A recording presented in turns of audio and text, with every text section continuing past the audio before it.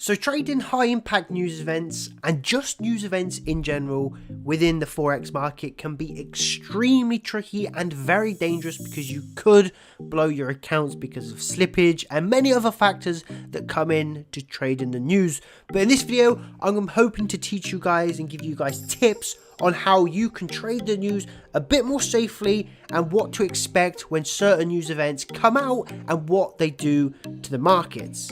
So without further ado, let's jump into the video. So just to give you guys an idea of how volatile and how much news can affect markets, here is actually a live chart of gold, and here you can see was the 11th of February 2022. This here was all because of one news event. This was where the news event started. So we had a spike in the upwards direction, a spike back down, and then what happened? We had a little pullback and we rallied.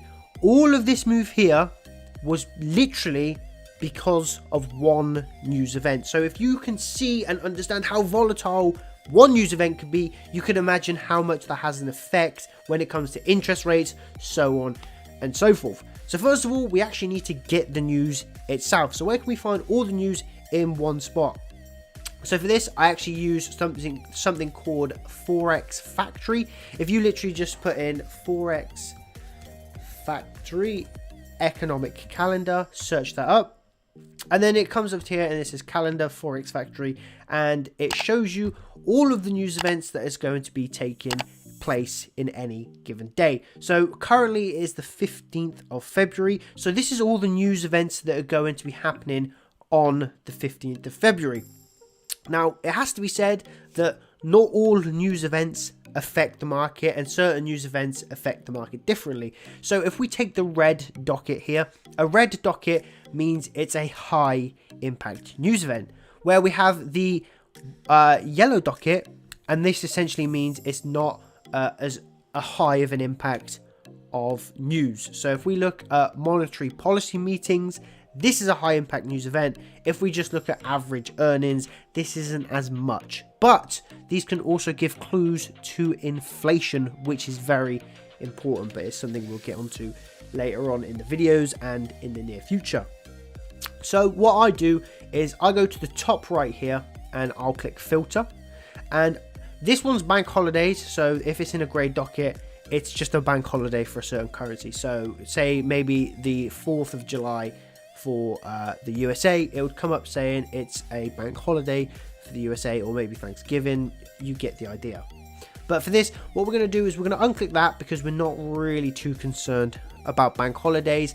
If it's like a bank holiday for the London session, we probably wouldn't trade because I live in England, so I know that there'll still be some volatility. But if like the London sessions are on bank holidays and the New York sessions are on bank holidays, I probably wouldn't trade, but I would still know it's a bank holiday because I live in England. So personally, I remove bank holidays. It's not a huge importance to me. And then I also remove the low impact news because essentially this isn't going to cause long-term movements. It may cause a bit of short-term volatility, but nothing to what these red dockets and orange dockets will produce. So I'm just going to get rid of that. So the bank holidays and the low impact news events I get rid of. Then we have all the currency pairs here. Untick the ones you do use and untick the ones you don't. So I do trade the Australian dollar. I don't trade the CAD. I don't trade the franc. I don't trade whatever currency pair that is. But I do trade the euro, pound, yen, New Zealand dollar, and the US dollar. So now I'll apply filters. So all of my event types have still been ticked because I want to know about everything that's happening that could affect the markets that's high impact or medium impact. I have all the currency pairs that I trade, so I won't see any news updates for the Swiss franc or the Canadian dollar, for example. So what I'm going to do is go ahead and apply the filter. So obviously it takes away so much more because there's just not as much mess and clutter going on with the markets. So if we look at here, we got monetary policy meetings, we've got economic statements. All of these are huge fundamental parts that move the markets big time. None of these are really hugely important. PPI, few spikes to the downside or maybe the upside. Empire State Manufacturing Index, this will not really have any effect on the market at all. If we can actually, we'll probably be able to go to 1:30 UK time, and we can go back and see actually what it did to the markets. So we got the PPI and the core PPI. If we go on to, say, the US dollar index, and we'll look at 1:30 today. So we'll load up TradingView here, and we'll go to 1:30 today. This is 1:30, so we had a quick spike to the upside, nothing major. You could even say that that's a retracement back to this level. It's just a break and a retest, and maybe a continuation to the downside. So not much. What we want to look at is interest rates. We want to look at inflation rates. All of these are huge market movers. So I know that there is some interest rates coming out for the UK, which is right here. So interest rates basically, not interest rates, inflation rates essentially look at an economy and say whether it's worth investing in. Because if inflation is going up, it means the standard of living's going up, everything's more expensive, so on and so forth, and it's not really seen as a good thing for the economy. Actual greater than forecast is good for the currency. Now, there is a reason why it is good. I don't know why TradingView does it like this, but technically, the lower the inflation, the better, and the higher it is, the better on this. It's really confusing to get your head around to start off with, but essentially, to trade the news, you're looking at one thing, and that is if the actual is greater than the forecast. So if the actual is greater than the forecast, that's good for the currency. That means the currency will have a spike to the upside. So if we look here, we have a previous of 5.4%. We're forecast to stay at around the same sort of inflation rates. But if the actual comes out better than the forecast event, that means there will be positive news for the pound, which means we could see a spike towards the upside. So if the actual came out at maybe 5.5%, that is good for the currency. That means that there will be a currency move towards the upside. FOMC minutes meeting. FOMC, if you guys didn't know, is where they do interest rate outlooks and sort of economic outlooks.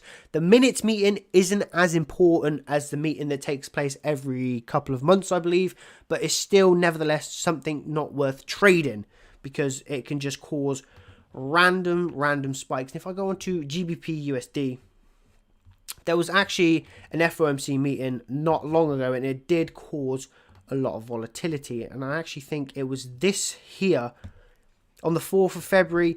And then this was the FOMC meeting, and it started off up here. If we get our little tool out, date and price range, we started at highs of 1.3690. We finished on lows of 1.35. That was a 100 pip move just because of interest rates determined by the US government. So what the answer, essentially, the answer to everyone's question, how do you trade the news, and really, is it worth trading, is no. News is not really worth trading. It's worth knowing the news, because I'm predicting that we're going to have a better than expected inflation rates, because last time the Bank of England raised interest rates, which directly counters inflation rates. It is all a bit confusing, but you will learn, and as your knowledge progresses, you will understand this a bit more. But if interest rates are being raised, that directly combats inflation rates. So the last time, a couple of weeks ago, I believe, the Bank of England raised the interest rates 0.5%.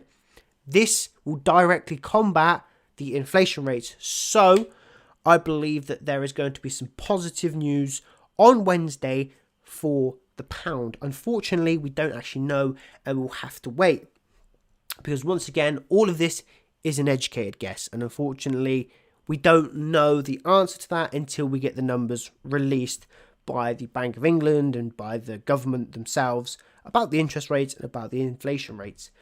My advice, especially if you're new trading, is avoid news events at all costs, because you don't want to trade the news, because it's it's really unnecessary. Spreads widens, you can get slippage, you can get just unnecessary spikes that just don't need any attention whatsoever. And if you're starting out with your trading, you just want to avoid it. I've been trading for nearly 4 years now, and I don't trade news. And that is just because it's just unnecessary stress, unnecessary hassle, and you could lose potentially winning trades just because you decided to hold on.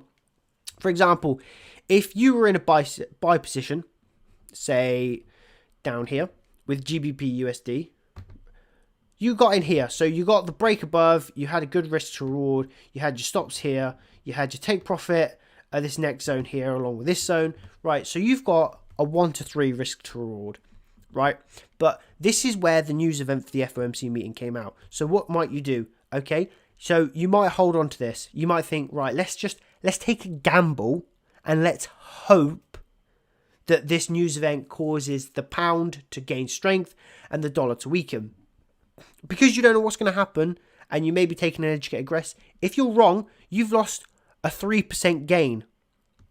And all for the fact that you could have secured a 3-to-1 profit, 89 pips, but you hold on to the trade just because you were taking a gamble. In my opinion, news events aren't worth trading. For me, you should protect your capital at all costs.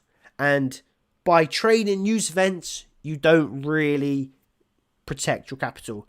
It is always good to have an economic outlook, because I think there's meant to be 3 or 4 rate hikes for the US dollar, which essentially means there is going to be 3 or 4 times where the Fed decide to raise interest rates for the US dollar, which is overall a very bullish thing on the dollar. And I think we've seen a bit of bullish action in the dollar at the moment.